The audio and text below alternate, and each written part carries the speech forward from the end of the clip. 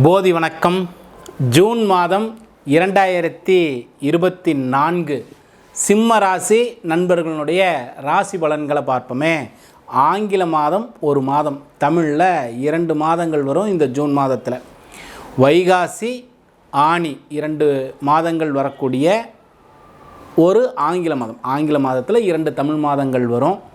இதில் இந்த ஜூன் மாதத்தில் சிம்ம ராசி நண்பர்களுடைய ராசி பலன்களை பார்ப்போமே. ஒரு மாதங்களுக்கு பொதுவான பலன்களாக ஜனனகால ஜாதகத்தில் ஒரு நல்ல திசா புத்தி இருந்தால் நடக்கக்கூடிய பலன்கள் இன்னும் அதிகமான நன்மையோடு இருக்கும்.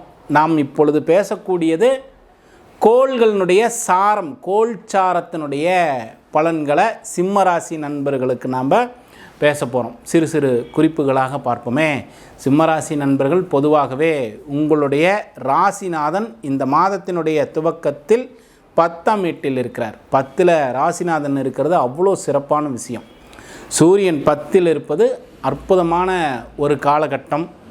எடுக்கக்கூடிய முயற்சிகள் எல்லாம் வெற்றி, தொழில் சார்ந்த முயற்சிகள் எல்லாம் ஒரு பெரிய வளர்ச்சியான ஒரு சூழ்நிலையை நோக்கி தான் நாம் போவோம். தொழிலில் ஒரு நல்ல மாற்றத்திற்குண்டான காலகட்டமும் இந்த காலகட்டம். ராசிநாதன் 10ல் இருக்கிறது ஒரு சிறப்பு தான். இந்த சூரியன் 10ஆம் வீட்டில் இருந்து இந்த மாதத்தினுடைய பாதிக்கு பிறகு 15 தேதிகளுக்கு பிறகு 11ன்னு சொல்லக்கூடிய லாபஸ்தானத்திற்கு வருவார். ஏற்கனவே 10ல் இருக்கக்கூடிய சூரியனே ரொம்ப விசேஷமான பலனாக தான் சொல்கிறோம். 11ல் லாபஸ்தானத்திற்கு உங்களுடைய ராசிநாதன் வருகின்ற பொழுது இன்னும் அற்புதமான யோகங்களையும் லாபங்களையும் ஏற்படுத்துவார். ரொம்ப விசேஷமான மாதம் இந்த ஜூன் மாதம் சிம்ம ராசி நண்பர்களுக்கு. 10ல் அரசாங்கம் சார்ந்த முயற்சி, அரசாங்க வேலை, உங்களுடைய உயர் அதிகாரிகள்கிட்ட நன்மதிப்பு, பதவியில் உயர்வுகள்லாம் ஏற்படக்கூடிய காலம். சூரியன் பெயர்ச்சியாகி 11ல் இருக்கக்கூடிய காலத்தில் இந்த மாதத்தினுடைய பாதிக்கு பிறகு பாதி மாதத்தில் பார்த்திங்கன்னா சூரியன் 11ல் இருப்பார் லாபஸ்தானத்தில். ராசிநாதன் லாபஸ்தானத்தில் இருக்கிறது அவ்வளோ விசேஷம். தொட்டதெல்லாம் துளங்கக்கூடிய ஒரு அற்புதமான காலம். அந்த 10லேயே புதனும் இருக்கிறார்.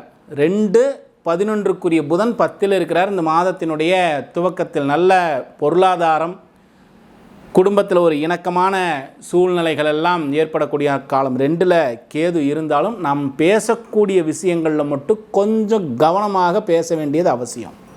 யார்கிட்டையாவது நம்ம பேசுகிறோம், நல்ல விஷயங்களே சொல்கிறதா இருந்தாலும் கொஞ்சம் கவனமாக இருக்கணும். ஒவ்வாமையான உணவுகளை மட்டும் எடுத்துடக்கூடாது. சாப்பிடும்போது இந்த உணவு உங்களுக்கு சேருமா, இதனால் நமக்கு ஒரு நன்மை இருக்குதாங்கிறத உணவை மட்டும் கொஞ்சம் கட்டுப்பாட்டோடு கவனமாக உணவை எடுத்துக்க வேண்டியது அவசியம். சிம்மராசி நண்பர்கள், இந்த 2ஆம் வீட்டிற்குரியவனும் தனஸ்தானாதிபதியும் 11 என்று சொல்லக்கூடிய லாபஸ்தானாதிபதியும் 10ல் இருக்கிறது யோகம் தானே.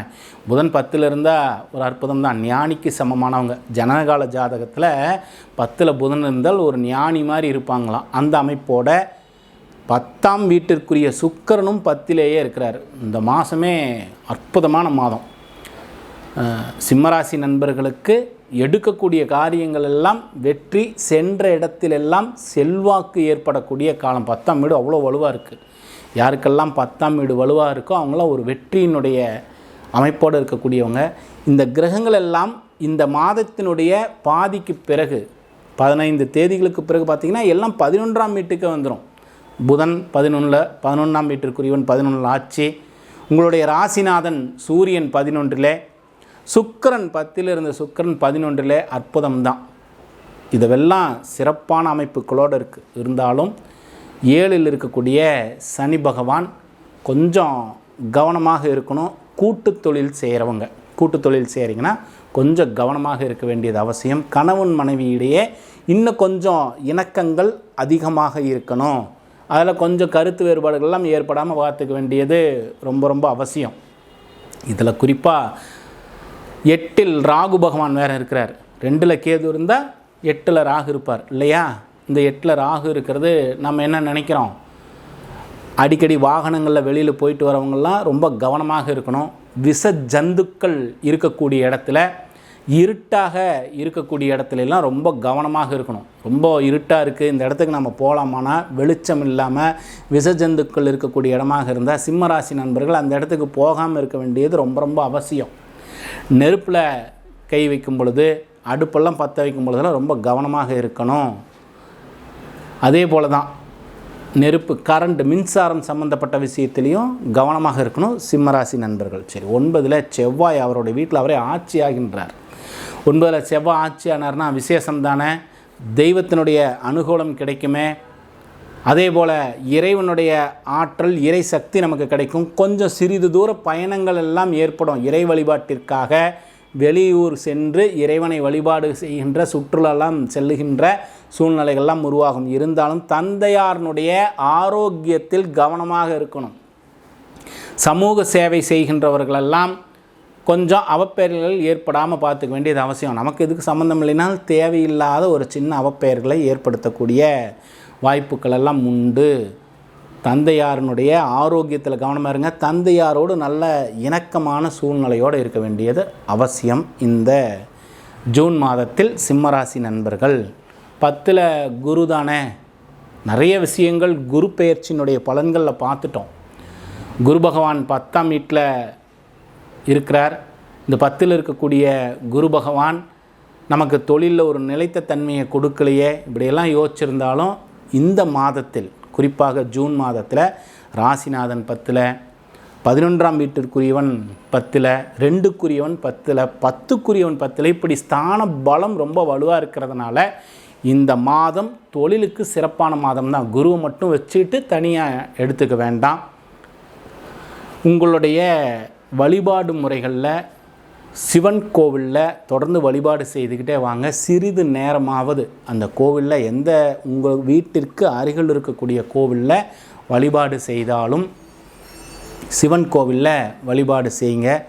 கோவிலை சுற்றி வரக்கூடிய வளாகத்தில் எங்கேயாவது ஒரு 10 நிமிஷம் அமைதியாக கண்ணை மூடி உட்காருங்க.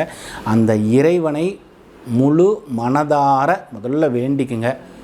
உங்களுடைய எண்ணத்தை எல்லாம் அங்கே இறைவனிடம் சமர்ப்பணம் பண்ணுங்கள். நமக்கு என்னென்ன தேவை, என்ன நம்மளுடைய தொழில் நல்லா இருக்கணும், நம்மளுடைய தேக ஆரோக்கியம் நல்லா இருக்கணும், இதையெல்லாம் அந்த சிவன் கோவிலில் வழிபாட்டிற்கு பிறகு கண்களை மூடி ஒரு 10 நிமிடம் ஏதோ ஒரு இடத்துல அமர்ந்து தியானம் செய்யுங்க. சிம்மராசி நண்பர்களுக்கு இந்த மாதம் இன்னும் அற்புதமான வளர்ச்சியை நிச்சயமாக கொடுக்கும். தொழிலில் 10ல் குரு இருந்தானே பயந்துக்க வேண்டாம். மற்ற கிரகங்களினுடைய அமைப்புகளெல்லாம் பார்த்தா 10ல் இருக்கக்கூடிய குரு பகவான் இருந்தாலும் சூரியன் 10ல் இருக்கிறார், 10ஆம் வீட்டிற்குரிய சுக்கிரன் 10ல் இருக்கிறார், 2க்குரிய 11க்குரிய புதன் 10ல் இருக்கிறார். இந்த கிரகங்களெல்லாம் உங்களையே சமப்படுத்திக்கும். ஒரு நல்ல சூழ்நிலையை உருவாக்கக்கூடிய அற்புதமான காலகட்டம் தான் சிம்மராசி நண்பர்களுக்கு. இந்த மாதத்தை சரியாக பயன்படுத்திக்கிட்டால் தொழிலில் மேன்மையுண்டு. கல்வியில் இருக்கக்கூடிய மாணவர்கள் மட்டும் கொஞ்சம் கவனமாக இருக்கணும். புதிதாக கடன் பிரச்சனைகளை சிம்மராசி நேயர்கள் ஏற்படுத்திக்க வேண்டாம். சரி, நிறைய விஷயங்கள் தொடர்ந்து பேசிக்கிட்டே வரோம். நம்முடைய போதி மையத்தில் கேரள பிரசன்ன முறைகளை பாடமாக நடத்திக்கிட்டே வரோம். விருப்பம் இருக்கக்கூடியவர்கள் எங்களோட தொடர்பு கொள்ளுங்கள். தீபத்தாம்பூல பிரசன்னம், சோழி பிரசன்னம், சொர்ண பிரசன்னம்லாம் நேரடியான வகுப்பு ஈரோட்டிலேயே எடுத்துகிட்ருக்கோம். உங்களுக்கு விருப்பம் இருந்தால் எங்களோட தொடர்பு கொள்ளுங்கள். தொடர்ந்து பயிற்சியிலும் ஈடுபடலாம். போதி வணக்கம்.